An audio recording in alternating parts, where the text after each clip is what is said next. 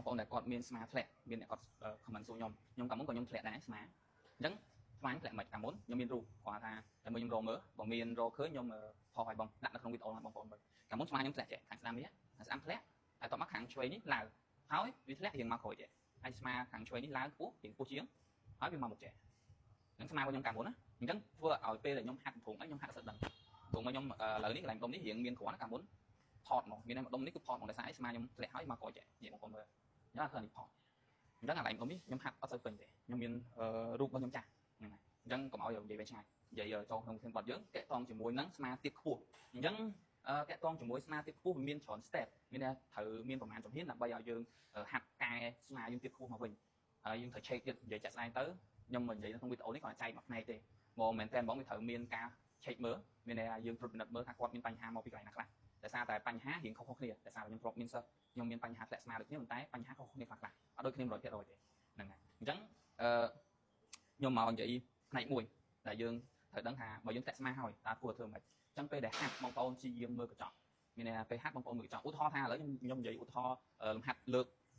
យក shoulder press យកស្មាមុខមួយឧទាហរណ៍ថាយើងលើកឡើងអញ្ចឹងបងប្អូនមើលដូចខ្ញុំកាលមុនចេះស្មាខ្ញុំធ្លាក់មកជាងខ្ញុំលើកមកចេះអាខាងនេះខ្ពស់ចេះបងប្អូនមើលទៅកញ្ចក់ឃើញមកជាងចេះខាងស្ដាំណាដោយសារខាងនេះវាធ្លាក់ហើយមកក្រោយចេះអញ្ចឹងខាងនេះវារៀងខ្ពស់ជាងវាមកមុខចេះស្មាខ្ញុំកាលមុនណាខ្ញុំលើកមកឃើញចេះរៀងចាត់ចឹងហ្នឹងហើយអញ្ចឹងបងប្អូនពេលដែលហាត់ព្យាយាមធ្វើម៉េចយើងមើលសាច់ដុំរបស់យើងស្មារបស់យើងហ្នឹងពេលដែលយើងហាត់ឡើងហ្នឹងយើងមើលទៅធ្វើម៉េចឲ្យវាប្រហែលគ្នាបងប្អូនមើលអញ្ចឹងយើងមើលមិនដើម្បីដឹងថាប្រហែលគ្នាឧទាហរណ៍អញ្ចឹងឥឡូវខ្ញុំសូមដាក់ដាំដៃចុះតិចឧទាហរណ៍យើងលើកមកធ្វើម៉េចឲ្យដឹងថាប្រហែលគ្នាយើងមើលនេះយើងមើលពីកញ្ចក់នេះមកដាំដៃរបស់យើងនេះឆ្វេងស្ដាំចេះប្លោះនេះថាប្លោះនេះសល់ប៉ុន្មានហើយប្លោះដៃខាងនេះឧទាហរណ៍សល់ប៉ុន្មានហ្នឹងហើយអញ្ចឹងយើងព្យាយាមមើលប្លោះឧទាហរណ៍ប្លោះប៉ុណ្ណឹងសងខាងហ្នឹងថាសល់ពីតាមដៃយើងនេះមកកជាយើងនេះសល់ប៉ុន្មានខាងស្ដាំខាងឆ្វេងសល់ប៉ុន្មានអញ្ចឹងយើងមើលមកដើម្បីដឹងថាស្មើគ្នាណាអញ្ចឹងរុញឡើងឧទាហរណ៍អញ្ចឹងឡើងអញ្ចឹងហើយបើឧទាហរណ៍មួយទៀតនេះបងប្អូនមើលដៃមួយមុខមួយក្រោយចេះបើយើងមើលពីជាហៀងហ្នឹងហើយតែយើងមើលពីមុខពេលខ្លះវាវាក់ដឹងអញ្ចឹងយើងមើលពីជាហៀងបានដឹងអាចដាក់ទូរស័ព្ទថតពីជាហៀងឬខតទុកចង់ដឹងថាយើងលើកមកដៃមានមួយណាមកមុខមួយណាមកក្រោយអត់ពេលខ្លះវាខុសគ្នាតិចតួចយើងមើលដឹងដែរដល់យើងថតពីជាហៀងចេះមានន័យយើងថតមើលពីជាហៀងចេះមកឃើញឧទាហរណ៍ដៃមួយនៅមុខចេះមើលមកស្អាតនេះនៅមុខអានេះយើងមកក្រោយចេះអាហ្នឹងអញ្ចឹងយើងធ្វើម៉េចស្ដីវាស្មើគ្នាហ្នឹងហើយបកវិញមកស្មើគ្នាចាប់មកហើយរុញឡើងហ្នឹងរុញឡើងមកខ្ញុំហ្នឹងក៏អត់បានកាយបាន 100% ដែរនិយាយឲ្យត្រង់ខ្លួនឯងមកកុំឲ្យថានេះខ្ញុំរងថ្ងៃខ្ញុំហាត់ពេលខ្លះខ្ញុំហាត់ប្រយ័ត្នហើយកាយតែថាស្មារបស់យើងធ្លាក់អញ្ចឹងហាត់ទៅវាអត់បាន 100% មកវិញទេឲ្យវាស្មើគ្នាប៉ុន្តែទៅថាបានមកខ្លះបានប្រហែលជាតុង 90% វាអត់បាន 100% ទេដោយសារខ្ញុំកាយព្យាយាមកែប្រហែលឆ្នាំជាងកាយខ្សែតែស្មាអញ្ចឹងហើយបាទខ្ញុំពេលដែលខ្ញុំនិយាយវីដេអូខ្ញុំតែងតែនិយាយអត់ឲ្យដឹងកុំឲ្យបងប្អូនហាត់ទៅខុសហ្នឹងហើយអញ្ចឹងតែហាត់ខុសធ្លាក់ស្មាធ្លាក់អីវេទនាឈឺបញ្ហាមកតាមក្រោយឈឺស្មាឈឺអីហ្នឹងដោយសារយើងធ្លាក់ស្មាមិនហ៊ានហ្នឹងហើយអញ្ចឹងគឺចែកម្លែកបងប្អូនក្នុងវីដេអូនេះគាត់ថាបងប្អូនថាបងប្អូនដឹងថាខ្លួនឯងធ្លាក់ស្មាហើយពេលដែលហាត់ខ្ញុំព្យាយាមមើលកញ្ចក់មែនតើមានតែព្យាយាមមើលកញ្ចក់ថាឆ្វេងស្ដាំហ្នឹងលើកទៅធ្វើម៉េចឲ្យប្រហែលគ្នាអញ្ចឹងពេលដែលយើងអាសាលើកអញ្ចឹងវាប្រហែលគ្នាទៅក៏វាជួយមួយផ្នែកវាជួយឲ្យយើងសាច់ដុំរបស់យើងវាធ្វើការមក balance គ្នាវាធ្វើការនេះទៅហើយវាជួយទាញហើយប៉ុន្តែត្រូវការរយៈពេលវាមិនអាចថាបងប្អូនគាត់ធ្វើមួយថ្ងៃពីរថ្ងៃមួយអាទិត្យពីរអាទិត្យអីវាឃើញផលមកខ្លាំងលឿនទេ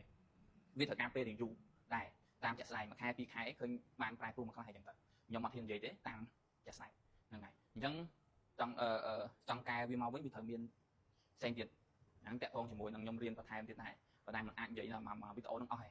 េហើយខ្ញុំត្រូវឆែកទៀតចាក់ស្ដែងហ្មងទៅថាគាត់បញ្ហាហ្នឹងមកពីកន្លែងណាខ្លះសាច់ដុំកន្លែងណាវាខ្លាំងសាច់ដុំកន្លែងណាវាខ្សោយយើងត្រូវឲ្យសាច់ដុំហ្នឹងវាខ្លាំងមកវិញមានកម្លាំងមានអីមកវិញអញ្ចឹងណាវាខ្សោយមានខ្សោយអត់មានកម្លាំងសាច់ដុំខ្សោយអត់ស្អាតបានហាត់ខ្សោយអត់មានកម្លាំងអញ្ចឹងត្រូវឲ្យវាហាត់វាឲ្យវាឡើងមកវិញហ្នឹងហើយអាហ្នឹងផ្សេងសាច់ដុំខ្លះវារឹង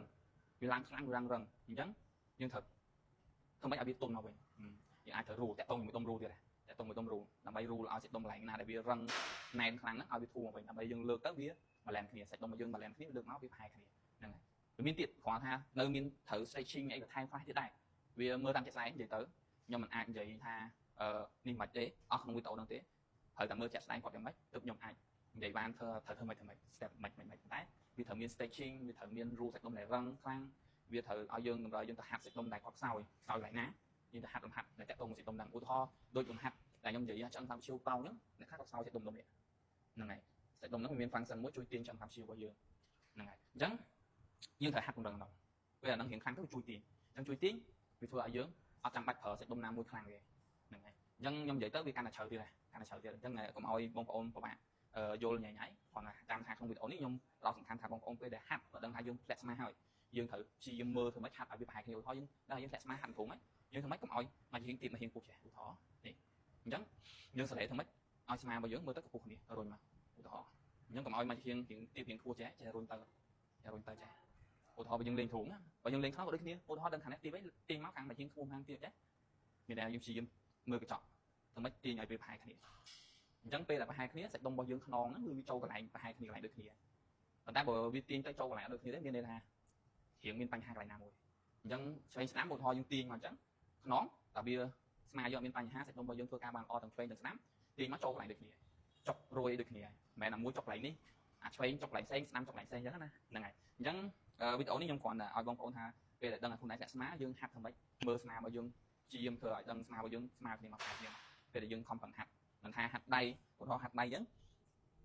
ព្យាយាមឃើញអាស្មាយើងដឹងវាចឹងហើយឧទាហរណ៍មកយើងវាចឹងហើយខាងឆ្វេងឡើងខ្ពស់ខាងស្ដាំតាក់ចេះហើយនៅព្យាយាមហាត់ចឹងទៀតអញ្ចឹងសលេមើលធ្វើម៉េចឲ្យវាប្រហែលគ្នាប្រឹងទប់ទៅណាជាប់ហើយហាត់មកបាទអញ្ចឹងវាជួយយូរទៅវាជួយទាញសាច់ដុំរបស់យើងដែលធ្លាក់ហ្នឹងឲ្យវាមកវិញប៉ុន្តែក៏មិនមែនថាវាជួយទាំងស្រុង 100% ដែរដែលខ្ញុំនិយាយបកសារឡើងវិញអញ្ចឹងត្រូវទៅមើលជាក់ស្ដែងទៀតថាគាត់មានបញ្ហាធ្លាក់ហ្នឹងដោយសារអី